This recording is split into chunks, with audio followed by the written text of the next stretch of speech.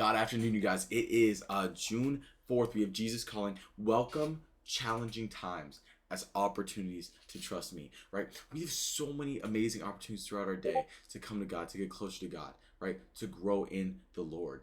But we don't take them, right? We don't take them. And so I'm not saying God does it on purpose, but he has to get loud. He has to get loud. And there are so many loud things that happen in our life, in our day, in the news, right? In the world that can bring us closer to God, or it could seem to push us away. It can seem to be more solidified in the world. And we have to be able to make those right choices. We have to be able to see clearly, right? And that's part of the reason I do this. It's part of the reason I do devotional, so that we can set our mind on God and really try to see from his perspective how we should be living our lives, right? Because if we do that, then we are going to be living a correct life. We're going to be living a beautiful, graceful, peaceful life. And that's what everyone wants, right? Welcome challenging times as opportunities to trust me. A lot of people go through hard times and say, why God? Right? Why God? Blaming God for whatever happens. And I'm not God. I don't know if he has a hand in it or not, right? I don't know. It depends varying on the situation. But what I do know, and what is a fact, is that our God is the one amazing true God that can make any negative a positive. He can turn any situation into a celebration. He can turn whatever circumstance you have into something so beautiful that you can't even comprehend it, right? But you have to allow it to happen. God has an amazing process of turning any negative into a positive, right? And that is just a fact. Welcome challenging times as opportunities to trust me. If you take these challenging times, if you take challenging opportunities, obstacles in your path, right? Whatever happens as an opportunity to get closer to God, you will grow significantly as a person in your faith and in the world, and emotionally and spiritually and physically. Just every single way you could grow, you will be doing it. You have me beside you and my spirit within you. So no set of circumstances is too much for you to handle, right? God is never going to give you something you can't handle. That's an age-old saying. It's because it's true. God knows you. He created you. He paved out a path that you should follow for your life. If you follow it or not, that's not up to him. That's up to you, right? But he has given you so many resources, right?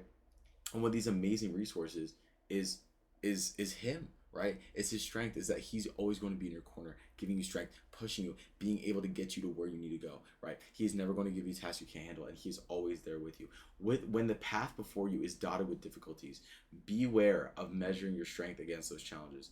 That calculation is certain to riddle you with anxiety. Without me, you wouldn't make it past the first hurdle. That is crazy, and I never really thought about that, right? When we see so many things laid out in front of us, right? A whole pathway of just possibilities, of obstacles, of challenges, right? A lot of the times we look at this and we go, oh my gosh, I can't do that. I can't do that. That's our first thought, is I can't do that. But we could never do it. It was never up to us to do it. And if we did try to do it alone, we'd always find some way to cheat. We'd always find some way to get around it. We'd always find some way to, put in half effort into it, right? There's a saying, I'm not going to say it, right? Because we're a God channel, right? There's always a way to half A it, right?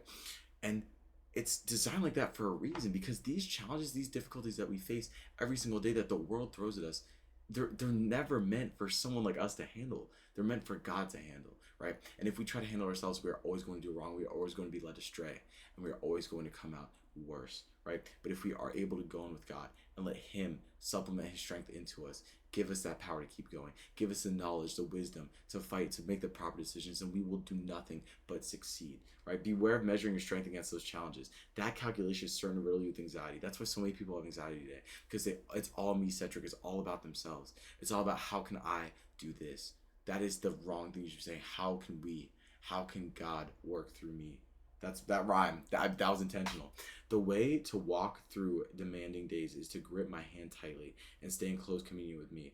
Let your thoughts and spoken words be richly flavored with trust and thankfulness. Regardless of the day's problems, I can keep you in perfect peace as you stay close to me, right? Grip God's hand. Allow him to be close to you, right? When you're close to him, you're going to be making better decisions. You're going to be knowing you're going down the right track, right? But you have to get close to him first. You have to build that relationship.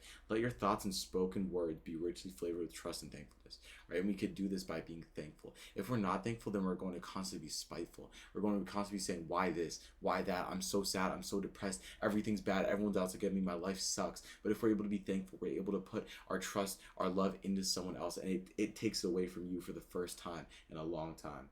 Regardless of the day's problems, I can keep you in perfect peace as you stay close to me. No matter what you go through, no matter what life throws at you, no matter what God throws at you, you can do it. But you have to do it with God. That's the only way it's possible, right?